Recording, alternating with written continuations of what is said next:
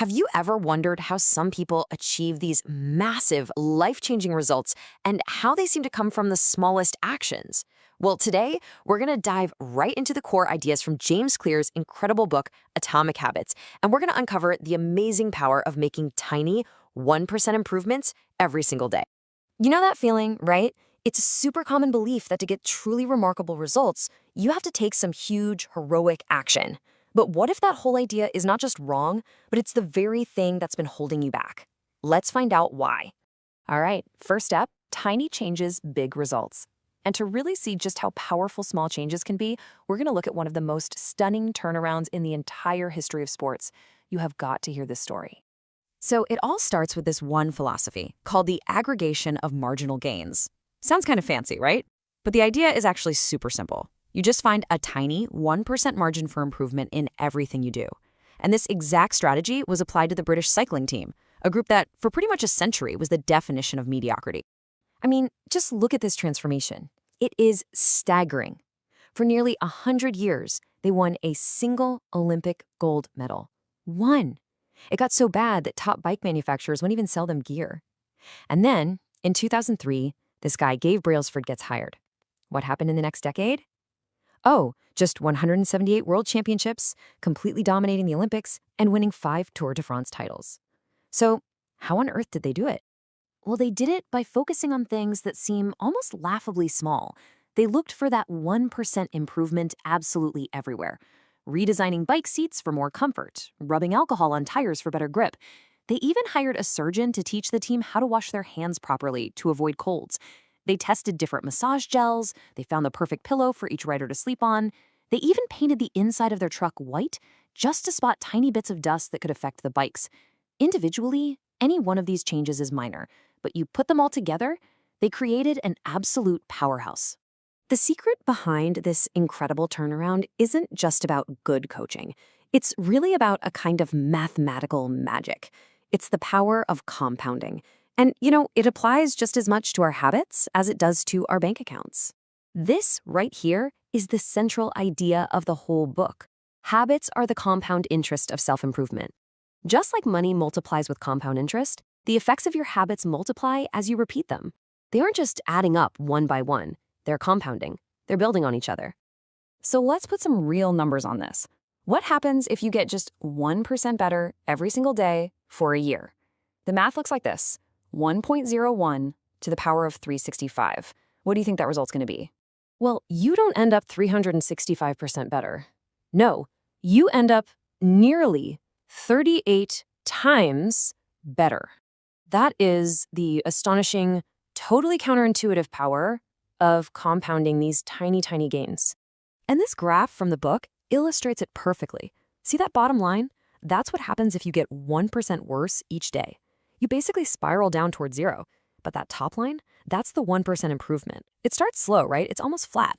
But then it just takes off. It creates this dramatic exponential curve.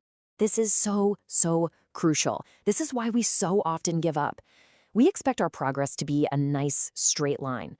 But the most powerful results of compounding are always delayed. We get stuck in what James Clear calls the valley of disappointment, where our results don't seem to match our expectations yet.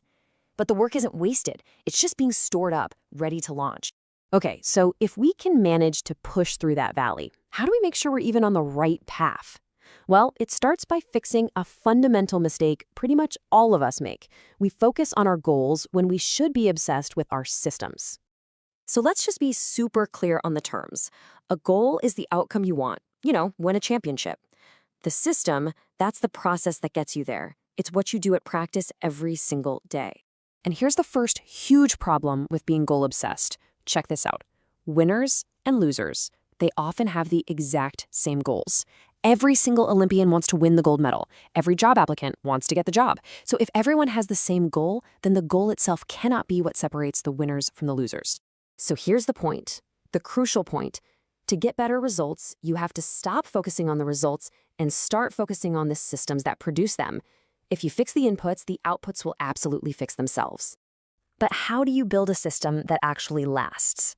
The book argues that the most powerful changes aren't about what you do, but about who you believe you are. And this is where we get to the absolute core of the whole idea, the identity-based habit.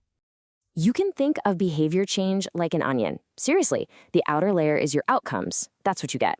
The middle layer is your processes. That's what you do. But the core, the deepest layer, is your identity. That's what you believe about yourself. Now, most of us try to change from the outside in. We start by trying to change our outcomes, hoping that'll change who we are. But lasting change, it works the other way around.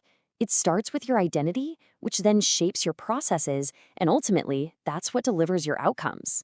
Here's a perfect example. Imagine two people are offered a cigarette.